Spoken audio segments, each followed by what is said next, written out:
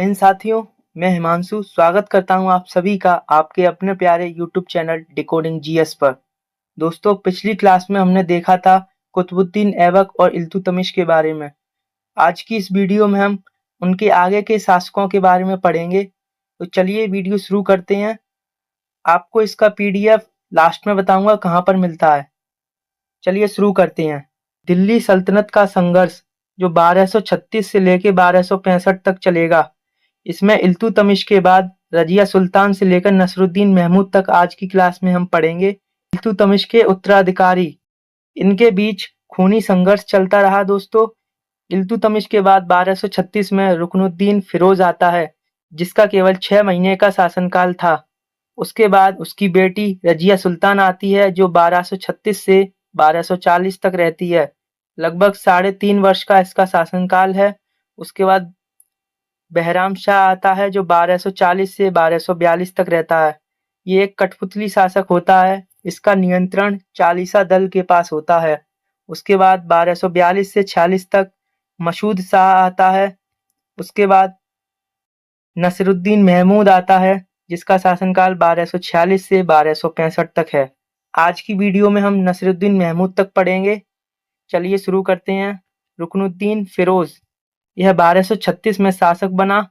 ये एक अयोग्य शासक था। इसकी असली सत्ता इसकी मां शाह तुर्कानी में थी, जो पहले दासी थी। शाह तुर्कान के अत्याचारों और इल्तुतमिश के छोटे बेटे कुतुबुद्दीन की हत्या के कारण प्रांतीय इक्तेदार जो लाहौर के थे, बदायूं के थे, मुल्तान के थे, ने विद्रोह किया। अंततः जनता द्वारा इन दोनों की हत्या कर दी जाती है। इसके बाद इल्तुतमिश की पुत्री रजिया सुल्तान का शासन आता है। रजिया सुल्तान ने शुक्रवार, जिसको जुमे का दिन बोलते हैं, लाल वस्त्र पहनकर दिल्ली की मस्जिद के सामने जनता से अपने पिता इल्तुतमिश की इच्छा याद दिलाई। उसकी इच्छा थी कि उसकी बेटी रजिया सुल्तान शासन करे। जनता के समर्थन से उसे गद्दी प्राप्त हुई, बिना किसी युद्ध के। और ये रुकनुद्दीन फिरोज, इसके समय विद्रोह होता है पंजाब में, जिसे दबाने के लिए ये वहां जाता है और वहां की जनता इसको मार देती है। तुर्की इतिहास की ये पहली मुस्लिम शासिका थी। इसकी मां कुतुबी बेग थी, जो ऐबक की पुत्री थी। रजिया के क्रांतिकारी कदम, इसने पर्दा प्रथा का त्याग किया। पुरुषों की तरह दरबार में आना शुरू किया। इसने इसने कुल्हा, जिसे टोपी कहते हैं, और चोगा, कोट पहनकर दरबार में आना शुरू किया। इसकी कूटनीति, इसने रणथंबोर और ग्वालियर से समझौते किए। आंतरिक स्थिति मजबूत की इसने। तुर्क सरदार, जिसे चालीसा दल कहते हैं, को याकूब की बढ़ती शक्ति और रजिया की स्वतंत्रता से ईर्ष्या होने लगी। अब आप कहेंगे याकूब कौन था, तो इसके बारे में अब जानते हैं।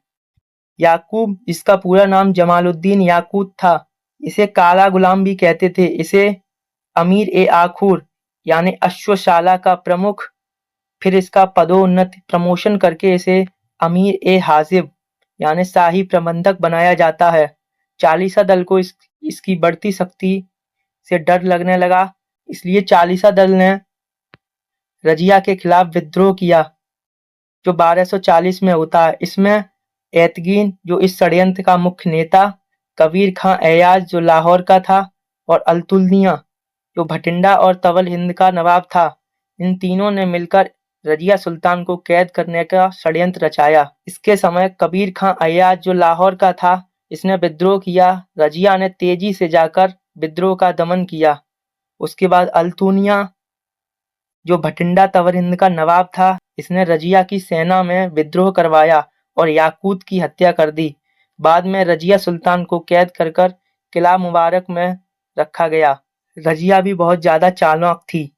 उसने सत्ता वापसी के लिए अल्तुनिया से विवाह किया, परंतु 13 अक्टूबर 1240 को कैथल, हरियाणा में डाकुओं द्वारा दोनों की हत्या कर दी गई और रजिया सुल्तान का शासन यहीं पर खत्म हो गया। इसके बाद आगे बढ़ते हैं। उसके बाद कठपुतली सुल्तानों का युग चलता है, जो 1240 से लेके 1246 तक चलता है। इसमें जो सुल्तान था वो केवल नाम का होता था और वास्तविक शक्ति जो 40 सरदार थे उनके पास होती थी। इसमें सुल्तान की शक्तियां समाप्त कर दी गईं। रजिया सुल्तान की मृत्यु के बाद बहराम शाह आता है जो 1240 से 1242 तक रहता है। इसी के समय सबसे पहला मंगोल आक्रमण 1241 में हुआ था। दोस्तों, इल्तुतमिश के समय मंगोल आक्रमणकारी भारत नहीं आ पाए, वो सिंधु नदी से ही वापस चला गया तिमुचिन। लेकिन बहराम शाह के समय मंगोल आक्रमण पहली बार हुआ था। इसके समय एक नया पद नायब ए मुमलिकात बनाया गया, जिसका वास्तविक शक्ति केंद्र में प्रधान के समान होती थी, प्रधानमंत्री के समान जो आज के समय में होते हैं। इसने अपना पहला नायब एतगीन को बनाया, लेकिन एतगीन बहराम शाह को ज्यादा भाव नहीं देता था, इसलिए बहराम शाह ने इसकी हत्या करवा दी। इसके बाद इसका वजीर मुहाजिबुद्दीन आता है, जिसने बहराम शाह की हत्या करवा दी। आप इस चित्र में देख सकते हैं, जो क्राउन होता था सुल्तान, उसकी शक्तियां बहुत ही कम थीं, और जो चालीसा दल होता था उसकी शक्तियां बढ़ने लगी थीं। इस समय सुल्तान केवल नाम का था, असली राज चालीसा दल का होता था। बहराम शाह की मृत्यु हो जाती है। इसके बाद मसूद शाह आता है जो 1242 से 46 तक चलता है। और चालीसा का खेल, इसमें हम समझेंगे चालीसा दल ने क्या खेल किया। मसूद शाह फिरोज का पुत्र था। इसका वजीर मुहाजिबुद्दीन की हत्या करवाई। ये पहला गैर तुर्क भारतीय मुसलमान को नायब ए मुमलिकात कुतुबुद्दीन हसन को बनाया। मसूद शाह ने अपने चाचा नसीरुद्दीन महमूद को जेल से मुक्त किया। बाद में यही नसीरुद्दीन महमूद मसूद शाह की मौत का कारण बना। मसूद शाह ने नसीरुद्दीन महमूद को जो जेल से छुड़ाया, वो उसकी सबसे बड़ी भूल थी। गयासुद्दीन बलबन इल्तुतमिश का गुलाम था। मसूद शाह के समय अमीर ए हाजिब बना, जो मुख्य शाही प्रबंधक होता है। बलबन और नसीरुद्दीन महमूद ने मिलकर षड्यंत्र रचा, मसूद शाह को हटाकर नया सुल्तान बनाया। किसको बनाया आगे जानते हैं।